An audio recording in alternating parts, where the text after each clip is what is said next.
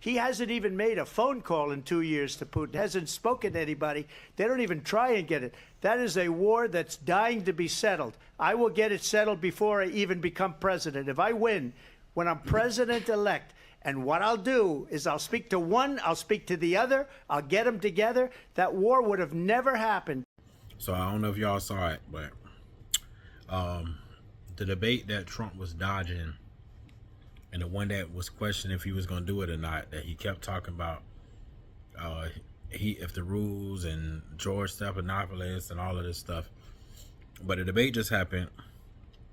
Trump, he looked like he looked defeated the whole time. They sent her in to negotiate with Zelensky and Putin, and she did. And the war started 3 days later. And that's the kind of talent we have with her. She's worse than Biden. In my opinion, I think he's the worst president in the history of our country. She goes down as the worst vice president in the history of our country. But let me tell you something. She is a horrible negotiator. If you just look at the facial expressions on Trump, his eyes, he was blinking a lot. He was moving his eyes side to side. You can see the anger in his face. You can see the confusion in his face. He was clearly confused. He was out-debated. Even though he did what he always do. He basically gave the same answers and talked about the same stuff the whole debate. No matter what they asked. They rebuilt our entire military. She gave a lot of it away to the Taliban. She gave it to Afghanistan. What these people have done to our country, and maybe toughest of all, is allowing millions of people to come into our country. Many of them are criminals, and they're destroying our country. The worst president, the worst vice president in the history of our country. President Trump, thank you. And that is our ABC News presidential debate from here in Philadelphia at the National Constitution Center. I'm Lindsay Davis. And I'm David Muir. Thank you for watching here in the U.S. and all over the world, and from all of us here at ABC News. Good night. He came back with the same lines. Oh, well, it was a shame what happened at the border. She's the border czar. There's millions of criminals coming to our country. He talked about the same stuff that he talked about at his rallies. He did the same thing when he went against Joe Biden.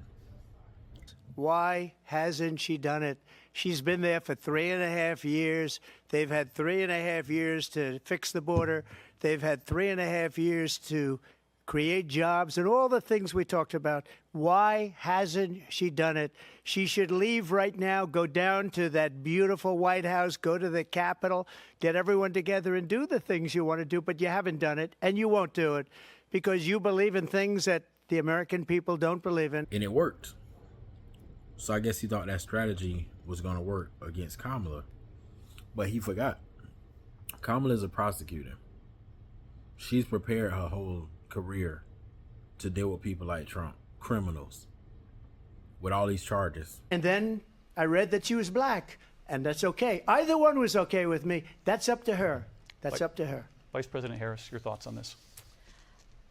I think honestly, I think it's a tragedy that we have someone who wants to be president who has consistently, over the course of his career, attempted to use race to divide the American people.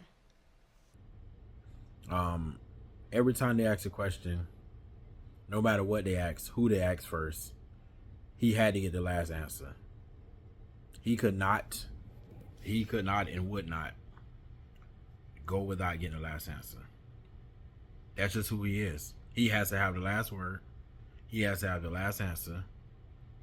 It eats him up inside when people get a chance to say something and he don't get a chance to respond. Or in Seattle, they went into Seattle. They took over a big percentage of the city of Seattle. When are those people going to be prosecuted? But let me just ask you. You might ask her that question. You were the president. You were watching it unfold on television. It's a very simple question as we move forward toward another election. Is there anything you regret about what you did on that day? Yes or no? I had nothing to do with that other than they asked me to make a speech. I showed up for a speech. I said, I think it's going to be big. I went to Nancy Pelosi and the mayor of Washington, D.C., and the mayor put it back in writing, as you know. That's what narcissists do. They have to get the last word. It's clear. Trump had to get the last word. It showed. And his answers was, he was confused. Kamala was confused.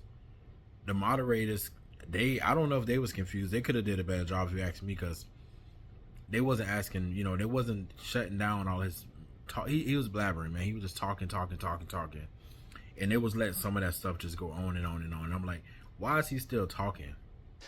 Mr. President, on January 6th, you told your supporters to march to the Capitol. You said you would be right there with them. The country and the world saw what played out at the Capitol that day, the officers coming under attack. Aides in the West Wing say you watched it unfold on television off the Oval Office. You did send out tweets, but it was more than 2 hours before you sent out that video message telling your supporters to go home. Is there anything you regret about what you did on that day?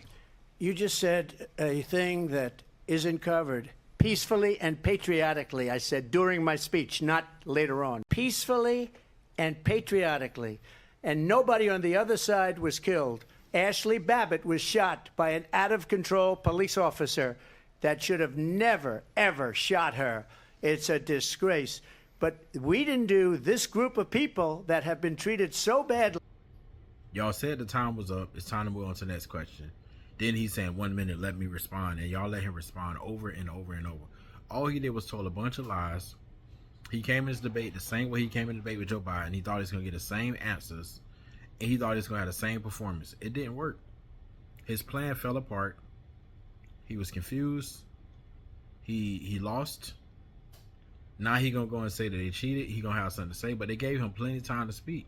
Welcome back to this historic ABC News presidential debate tonight. We're going to continue here, and I want to turn to the war in Ukraine. We're now 2.5 years into this conflict. Mr. President, it has been the position of the Biden administration that we must defend Ukraine from Russia, from Vladimir Putin, to defend their sovereignty, their democracy, that it's in America's best interest to do so, arguing that if Putin wins.